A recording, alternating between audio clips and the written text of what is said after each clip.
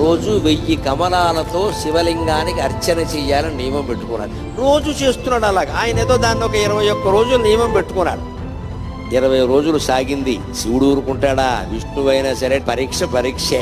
చివరి రోజు పరీక్ష పెట్టకుండా సర్టిఫికెట్ యూనివర్సిటీ వాళ్ళు కూడా ఇవ్వరు కదా, దేవుడేలా ఇస్తాడండి. 21వ రోజు ఇంకా పూజ ముగుస్తుంది కదా అని విష్ణుమూర్తి సంబరంగా ఉన్నట్ట రోజు చెరువులో 1100 కమలాలు పైన పోస్తున్నా, నేను 1000 కోస్తున్నాను, బాగున్నావు చూసి అంచేత అలా అని పెడితే ఆ వేళ ఆశ్చర్యకరంగా 999 పూసాయి. ఎంత వెతికినా 1000 కమలం కనపడలేదు.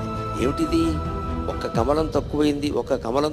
ఈ కమలం ఎక్కడి నుంచి తేవాలి అనుకుంటే ఆయనకి ఏమొచ్చిందంటే, నన్ను అందరూ కమలాక్షుడు అంటారు కదా, నా కళ్ళు కమలాలే కదా, కమలం తక్కువైతే ఏమైంది, ఇంకోటి తక్కువైనా పర్వాలేదు, నాకు 2 కళ్ళు ఉన్నాయి కదా అని ఒక కన్ను బాణంతో తీసి శివుడు పాదాల ముందు పెట్టాడమ్మా. అది విష్ణువు యొక్క భక్త కన్నప్పెంతో విష్ణువంతి.